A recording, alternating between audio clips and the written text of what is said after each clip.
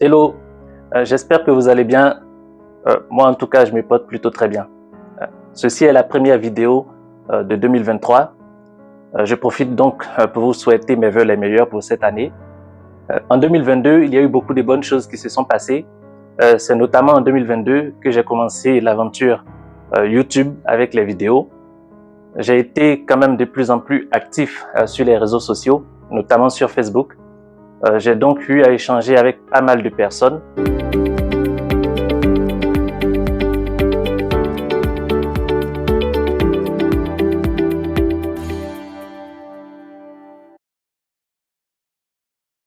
J'aimerais donc partager avec vous dans cette vidéo les 10 questions qu'on m'a le plus souvent posées en 2022.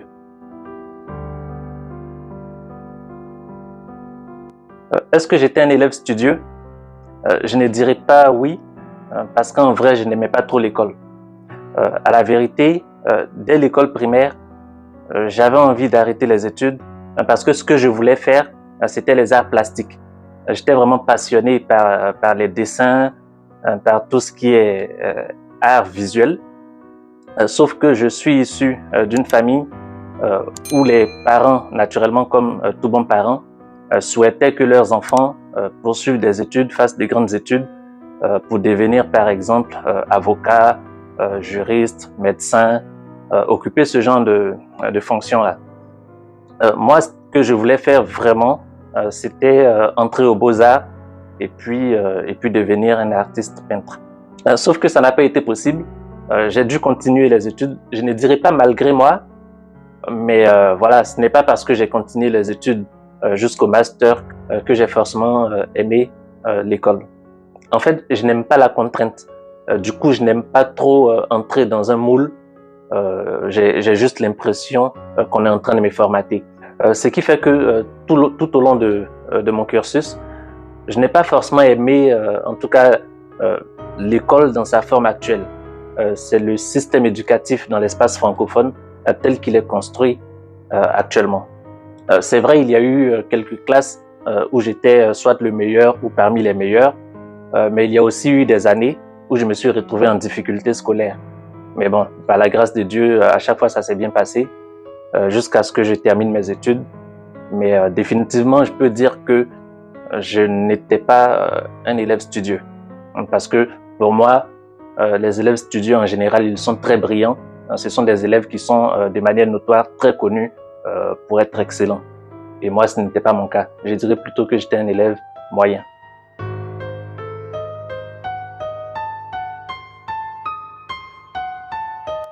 C'est vrai qu'à la base, quand j'ai décidé de me lancer sur la chaîne YouTube, c'était pour traiter des sujets sur l'entrepreneuriat, l'investissement, le développement personnel et puis éventuellement d'autres sujets. Mais je me suis un peu focalisé justement sur l'entrepreneuriat et puis l'investissement. C'est vrai, cela ne m'empêche pas de faire des vidéos sur l'amour ou bien la religion, parce qu'en vérité, ce sont des sujets qui m'intéressent. Je me documente beaucoup sur cette thématique. Je fais pas mal de recherches et donc je pense que je serai capable de faire des vidéos dans ce sens-là. D'ailleurs, si vous êtes intéressé par ce genre de sujet, n'hésitez pas à me solliciter, en tout cas soit en commentaire, soit en message privé, de sorte à ce que je puisse m'organiser justement pour produire des vidéos sur l'amour et sur la religion. Pourquoi pas sur d'autres sujets.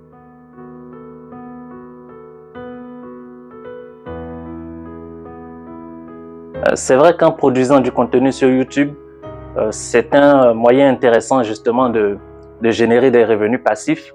Mais quand je me lançais, c'était pas vraiment ça l'objectif.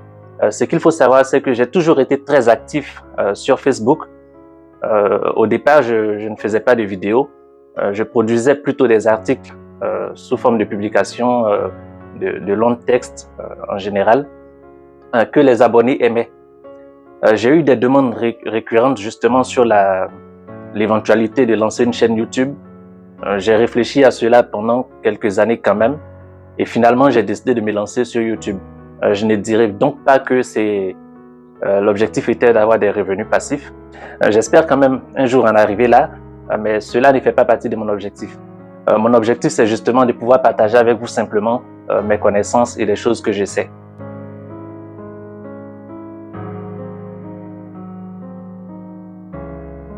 À la base, quand j'ai lancé cette chaîne, l'objectif c'était de partager mes connaissances en entrepreneuriat, en informatique, en technologie, en investissement et puis d'autres sujets de développement personnel par exemple. J'ai pas vocation à traiter l'actualité, ce qui fait que je ne me prononce pratiquement, on va dire jamais, sur des sujets d'actualité. Principalement sur la guerre en Ukraine, ça reste un sujet quand même un peu sensible. Pour moi, c'est un sujet politique et la politique, c'est pas mon domaine. Du coup, je peux pas me prononcer sur ce genre de sujet. Mais bien évidemment, je ne reste pas fermé. S'il y a des sujets d'actualité qui peuvent intéresser mes abonnés, ça sera vraiment volontiers que je pourrai les traiter. Je ne reste pas fermé, mais la chaîne n'a pas vocation à traiter des sujets d'actualité. C'est vrai que j'aime lire et j'encourage les gens à faire autant, à lire, mais je ne dirais pas que je suis un gros lecteur. En vrai, je suis un peu paresseux sur les bords et donc je ne lis pas beaucoup de livres par an. Je peux dire que je lis en moyenne 10 livres par an, mais en général, ce sont des livres qui sont un peu volumineux. Quand on prend l'exemple d'un livre comme L'éveil de l'intelligence de Krishnamurti, qui fait un peu plus de 600 pages, ou bien un livre comme Pourquoi dormons-nous, qui fait plus de 500 pages. Bon, je prends quand même le temps de lire ce genre de livres-là, ce qui ne me permet pas de lire un grand nombre de livres par an. Donc je dirais en moyenne, je lis 10 livres chaque année. La question de TikTok me fait quand même un peu rigoler, parce qu'à la base, je n'étais pas vraiment chaud pour me lancer sur TikTok.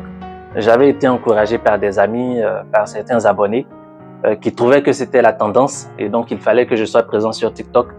Après pas mal d'insistance et puis d'hésitation à mon niveau, un jour je me suis dit bon, on va essayer l'aventure TikTok. J'ai donc créé le compte TikTok, j'ai publié je pense 3 vidéos au maximum. Mais voilà, je me sentais pas vraiment dans ce réseau-là. Je n'étais pas aussi sûr que ma cible se retrouvait sur ce réseau. C'était un peu compliqué pour moi quand même de me connecter régulièrement ou bien même de faire des vidéos de courte durée à partager sur ces réseaux-là. Toutes ces raisons m'ont poussé à fermer le compte parce que je ne me sentais pas productif sur cette plateforme.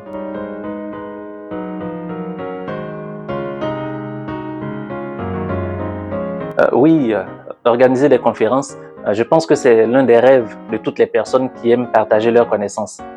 J'espère moi-même continuer à me former, continuer à apprendre, parce qu'il faut dire que le fait pour moi de partager mes connaissances avec mes abonnés entraîne très souvent des échanges en privé. Et dans ces échanges, c'est vrai que j'apporte de la connaissance, mais derrière, moi aussi, j'apprends de mes abonnés. Et donc, j'espère que avec toute cette connaissance que je pourrai accumuler dans le temps, je serai à mesure d'organiser des conférences. Même si je suis déjà intervenu dans certaines conférences, ce n'étaient pas des conférences que j'ai moi-même organisées. J'espère vraiment que cela sera possible très rapidement. L'intelligence est pour moi une notion qui est encore difficile à définir parce que il y a plusieurs formes d'intelligence. Je pense que vous le savez. Mais pour moi, l'intelligence, c'est la capacité de pouvoir remettre tout en cause et ensuite entrer dans une démarche de raisonnement propre sans tenir compte des influences externes afin de trouver une réponse ou une solution à des problématiques établies.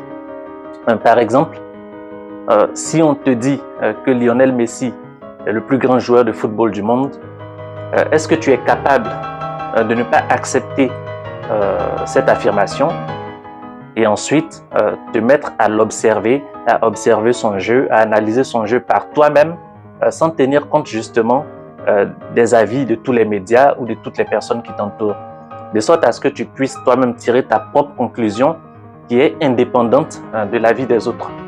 Pour moi, c'est ça l'intelligence, être à mesure de raisonner par soi-même tout en ne tenant pas compte forcément de ce qui est déjà établi comme vérité.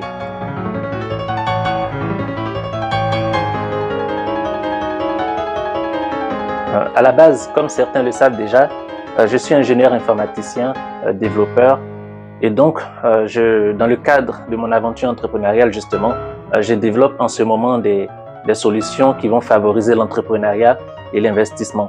Donc, ce sont de très gros projets sur lesquels on travaille, mon équipe et moi, et qui vont sortir, je pense, dans quelques semaines, parce que ça fait pas mal de temps qu'on travaille sur ces sujets-là. Mais parallèlement, j'accompagne certaines entreprises dans leur processus de transformation digitale, ce qui est quand même assez passionnant. Vu que ce sont des projets privés, je ne peux pas en parler ici, mais ce qu'il faut retenir, c'est que personnellement, avec mon équipe, on travaille sur des projets qui vont favoriser l'entrepreneuriat et les investissements.